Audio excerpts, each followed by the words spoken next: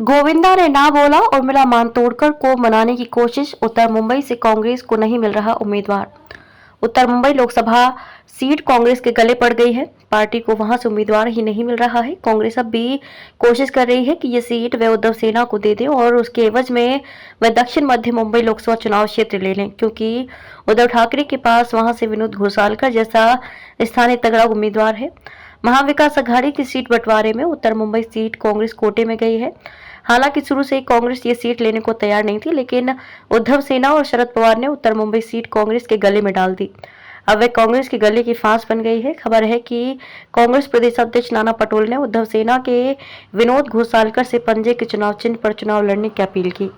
हालांकि उन्होंने ये कहते हुए मना कर दिया कि वह चुनाव लड़ेंगे तो शिवसेना यूबीटी के चुनाव चिन्ह जलती मशाल पर ही लड़ेंगे, अन्यथा वे कांग्रेस उम्मीदवार के लिए काम करेंगे।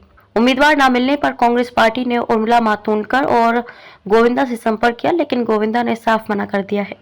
उन्होंने कांग्रेस नेताओं से कहा कि वे अब सिंधे सेना के हो गए हैं, इसलिए कांग्रेस से चुनाव लड़ने का प्रश्न ही नहीं उठता। कांग्रेस उद्धव ठाकरे के माध्यम से घोसालकर पर दबाव बनाने की कोशिश कर रहे हैं। हारी थी उर्मिला मातोंडकर। पिछले लोकसभा चुनाव में कांग्रेस ने उर्मिला मातोंडकर को उम्मीदवार बनाया था, लेकिन उर्मिला को बीजेपी के गोपाल शेट्टी ने 4,65,247 मतों के अंतर से हरा दिया था। चुनाव में शेट्टी को 7,06,678 वोट मिले थे, जबकि उर्मिला को 2,41,431 वोट ही मिले थे। भारी भरकम पराजय के लिए उर्मिला ने कांग्रेस नेताओं को जिम्मेदार ठहराया था। आगे चलकर उर्मिला और कांग्रेस नेताओं के बीच अनबन इतनी बढ़ गई कि उन्होंने कांग्रेस ही छोड़ दी और उद्धव सेना में शामिल हो गई। अब कांग्रेस एक बार फिर उर्मिला को उम्मीदवार बनाना चाहती है।